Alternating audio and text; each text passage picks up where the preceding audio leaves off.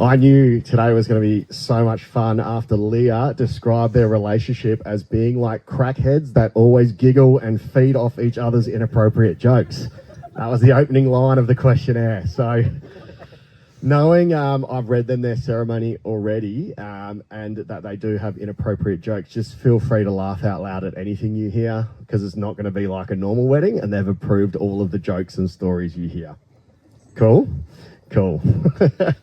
So, laughing is really important because laughing makes you 70% more attractive to the opposite sex. So Ross must have laughed a lot because he's definitely batting. So, as we heard, you're good? You good? Yeah. That's the crack kicking in. As we heard Leah say they were crackheads, Ross described them as two complete freaks. Now, my first thought was how freaky could they be? And then Leah mentioned that she collects $600 swords and taxidermy frogs. So strong Halloween vibes carrying over from last night, which we're going to find out later is a super important date to these two. Plus, Leah is a bit of a witch. She's more or less put a binding curse on Ross. So it's nice to see that she's used her spells to turn her stuffed frog into a handsome prince today. And Ross, no swords, but 2 guns stuffed into that suit. As we can hear, they share a fun, silly and compassionate life together, and they'll move mountains for each other when push comes to shove, or for Leah when glove slap leads to a duel with her swords. Together, their bond is stronger than Leah's taxidermy glue, and they are a team that communicate openly about anything with each other. Funnily enough, communication was their biggest weakness before they officially met. Leah had Ross stuffed away in her Tinder matches for a week, and didn't think of him as husband material at all. And much like the digital version of The Frog and the Princess, they'd exchanged some messages and small talk here and there, but she couldn't tell if he was keen, so she left him on red. So keeping on theme with the frogs, you could say she'd read it. I'm never going to be able to do a frog sound at a wedding again. Fast forward to a Friday night where the princess had consumed some royal ale and was feeling brave. So she requested that Ross fetch her from her palace in his carriage, which of course was a Nissan 370Z in his Tinder profile pic, which is better than a fish. To her complete surprise, Ross showed up at her now maid of honour Nikki's house, and they had their first date at the most romantic place south of the river, Ross's apartment. And much like the suburb he lived in, the date was a success, a great success. How to do it. Unfortunately, Leah's parents' stranger danger lessons weren't such a success. When they got inside, the first thing Leah noticed was how big Ross was. Now, don't worry, parents, I mean that in height. They'll be glad to know that all they did was sit out on the balcony in camping chairs with flutes of wine talking for hours. They both felt an instant spark and connection and shared their first kiss. Now, it sounds pretty romantic, but if we look at the facts, chatting for hours on mismatched furniture on a balcony feeling a connection, it was either love or they are crackheads after all.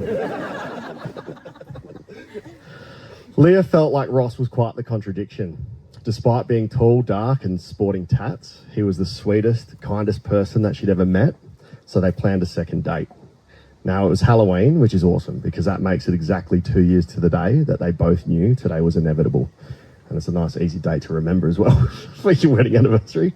So when you hear them say, "That's my boo," it has a double meaning. Well, luckily, no one got ghosted. As fate would have it, this was when they both knew that what they had found in each other was different on that Halloween night.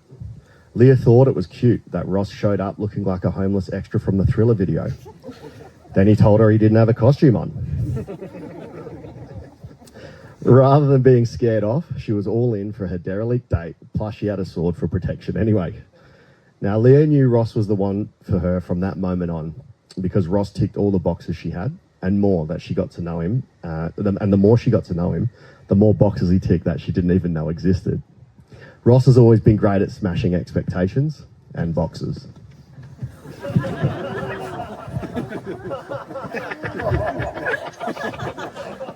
Very important that I tell you, these guys have approved all the jokes and heard that you've heard today. There's one or two more risque ones, but let's go. It was the same night that Ross knew Leah was the one for him. So they both knew at the exact same time, and they told me independent of each other, which is awesome. Ross remembers being in the smokers area of Amplifier Bar, where it was his feelings that were amplified to maximum capacity. She gave him the most incredible smile that shot currents of love through his veins, and I'll quote Ross directly, she fucking glowed. Yeah, it was either her aura or all the ravers sparking up durries at the same time. But it is this inner light that Ross loves the most. She illuminates everything for Ross because she is his angel on earth. Leah has sacrificed so much to move up to the Pilbara, and even though he will occasionally crash the rental four-wheel drive in the sand dunes, she's always been there to light up his world. Literally, she held the torch while he dug the car out. Ross loves Leah's unwavering loyalty and compassion and how she always shows up for him no matter what. If he's having a rough trot and feeling down, she's always there to pick up the slack. He loves her sense of humour and how she makes him laugh and keeps a smile on both of their faces. She'll sit with him when he's in a void, she'll support him when he needs it, and even when he's at his worst, will sacrifice her time for him. And he wants the world to know today that she is a godsend that he's forever grateful for and will spend his life loving and serving her. Leah loves that Ross owns his shit. Now, I don't mean like camping chairs and shit. I mean, owns his own emotional shit and is unapologetically himself. He's the kindest, the most empathetic person she knows, even a little too empathetic, because this quality in Ross has resulted in them now owning 2 cats that he has adopted. Of course, a man with his traits is going to be surrounded by pussy.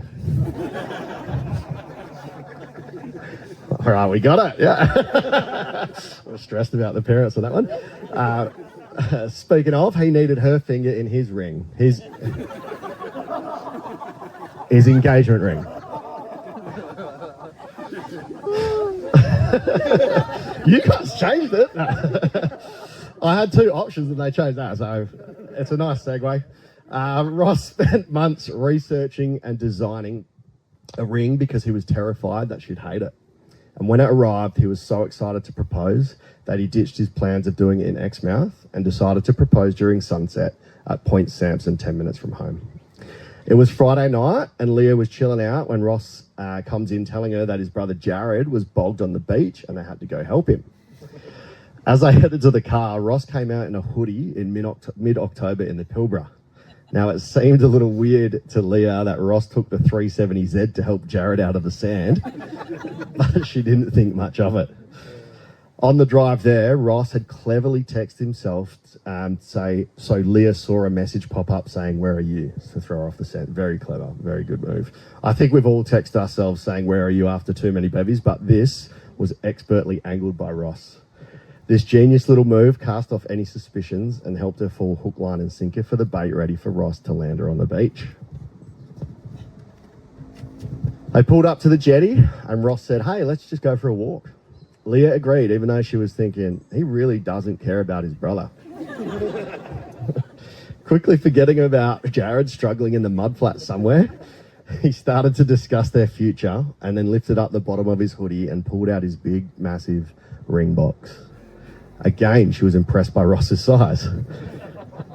He dropped to one knee, not from tradition, just from fatigue from carrying the sheer weight of the ring. And then he asked for her hand in marriage, and Ross had won the heart of his Delilah at Samson. Ironically, one of the stipulations before the wedding was that Ross was not allowed to cut his hair or beard, so just like Samson, he is at full strength today. So let's power on and make this official. Okay, this is from the government. It's like a warning. Yeah. You have to say it. It's so weird. Before you are joined in marriage, in my presence, and in the presence of these witnesses, I am to remind you of the solemn and binding nature of the relationship into which you are now about to enter. Marriage, according to law in Australia, is a union of 2 people to the exclusion of all others voluntarily entered into for life. Okay, so these are the I do's. So the response is I do. Okay, yeah. Or some form of that. Ross, do you promise to love Leah as much as you love cooking prawns successfully? Always accept the weird things that she brings home.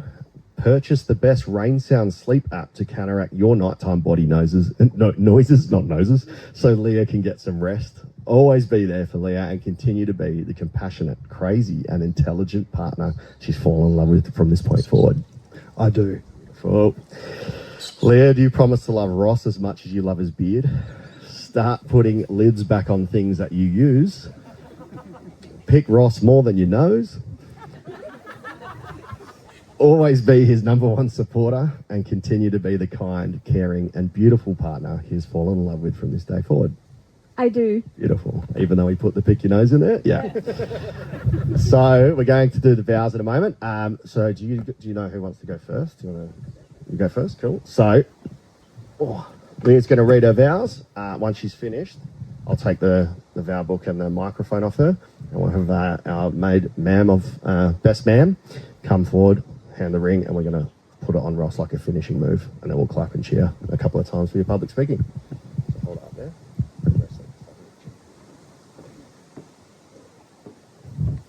Over the past year, I've spent hours watching videos online of other people's vows. I rewrote my own vows over and over again, reading them back to myself in the mirror, and I could never get it right, and it didn't feel right. It was performative and not a true representation of who we are. All the videos I watched were all the same promises just reworded, all the same fairy tale story, and they were all missing the truth about love. I can proudly stand here today and admit that our story isn't perfect, and I wouldn't want it to be. My love for you and one another is real. It can be hard, it can be amazing, it's joyful, it's sharing new experiences, it's evolving together. There's so much complexity to it, I don't think it can be defined in a 5-minute speech. It's infinite. We work at our love for one another every day. Love isn't just a feeling, love is a verb. Love can truly be tested in the raw and confronting moments. It can bring out the parts of yourself you hide away from the world, and it's being vulnerable with one another without judgment and always finding a way forward. With these raw and confronting moments also comes opportunity. Opportunity to have a new perspective, opportunity to learn something about one another, opportunity to be better together. Ross, I truly see you for who you are. I see past the walls, I see into the dark corners of yourself, I see all of you, and I still choose you, Ross. And I'll choose all future versions of you to come, and I'll keep choosing you for the rest of our lives. I know what we have is real, our bond is undoubtedly unbreakable, and I know there's nothing we can't achieve together. I want to make some real promises to you, promises I know I'll be able to keep. I promise that I'm going to make mistakes. I promise there'll be times when I hurt you, and I promise that there'll be days that I let you down.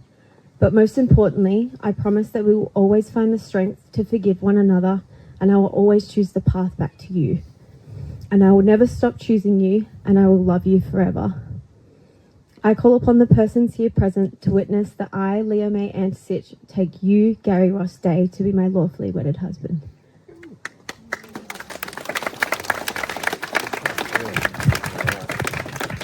Finish it with a ring. Yeah. Perfect. Good job. And first one, is it locked in? It is locked in. Round of applause. That was fantastic. Wow. Great vows. I'm actually going to have to use them to show other couples. Like, you're trying to find them. Yeah, they're really good. I'm going to use them as an example.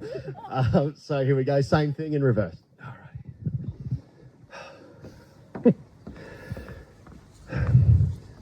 Yesterday, I found you laughing and full of life.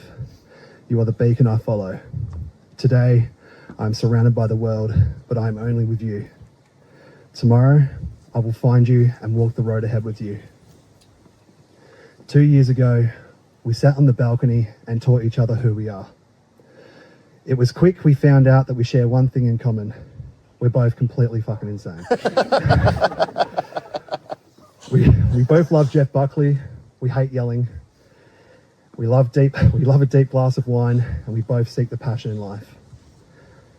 I always thought we would meet when I needed you, in a time of desperation that was spent seeking the perfect partner that might never be there. But that's not what happened. I met you when I was completely at peace with the world, a moment in my life where I felt calm and I felt free. I'm grateful for that, because that calmness set the tone for the rest of our life together, to always come back to that moment of peace. Within me, you have created space, a room where I can escape the world and be loved. It is that space that holds the laughter and compassion that I will live with in every day. And it's you that I want to share that space with and fill it with everything that we hold true within us. Today is a day I knew was meant to be shared with you, facing one another in love. It was 2 years ago we planted the seed for an eternity of growth together. It blossomed into a full life of passion, laughter, care, and deep love. Now, we share this beautiful thing. We show this beautiful thing we share together with the world. With this ring, I promise to always put us first. I promise to build a future where you can succeed and a space where you aren't afraid to fail. I promise to always make you smile and hold you when you are sad. I promise to stand between what you fear and what you cherish. Most of all, I promise to love every part of you for the rest of our life. I met you yesterday, I'm here today, and I can't wait to meet you tomorrow. So I call upon the persons here present to witness that I, Gary Ross Day, take you, Leah May Antisich, to be my lawfully wedded wife. You too.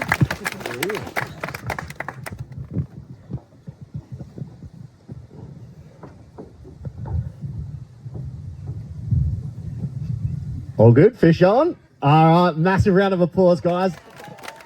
Unreal. I think you need to set up a company telling people how to write vows. They were beautiful. You guys have a real knack for that. That's so good. So we're going to complete the paperwork first before their first kiss, so it is officially as husband and wife. So I'm going to ask the two witnesses, maid of honour Nicole and best woman Demi, to meet me over at the back. We're going to sign some paperwork. I'll chuck some music on. It'll only take 5 minutes, and then we'll come back and see these guys hook up in public. So can we give them a clap and the support team? I'll see you at the signing table, and we'll be back for the kiss. Our beautiful newlyweds are proudest of diving into the uncomfortable together and making their life work while being isolated from their loved ones. They've started from zero and built a life together.